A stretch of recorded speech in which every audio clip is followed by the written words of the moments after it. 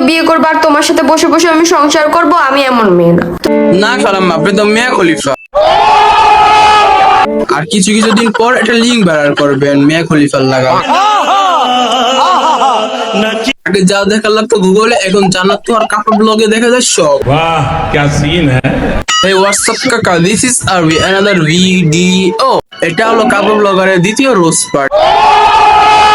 কাকা তাহলে শুরু করা যাক আজকের ভিডিও। তুমি তো বলছো আরেকটা বিয়ে করবা। তুহা তাহলে আরেকটা বিয়ে করবে?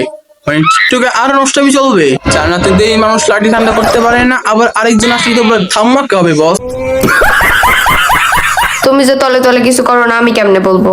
ঠিকই তো কথা, আপনি কিভাবে বলবেন? রাতের আধারিতে করে এর জন্য।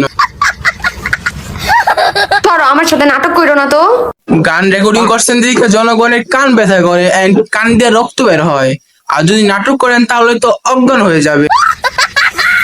মনের উঠোনে ভেসে চাঁদের পূর্ণিমা।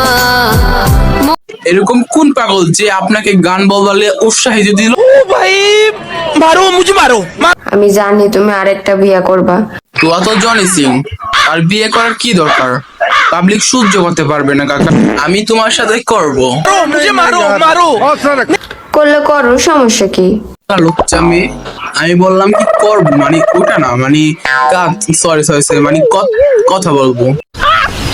मस्त जोक मारा रे ये हंस रे हलकट हंस। আমি থাকবো না। তাহলে বাপের বাড়ি চলে যান, আমার সাবস্ক্রাইবাররা কদিনের জন্য শান্ত হবে।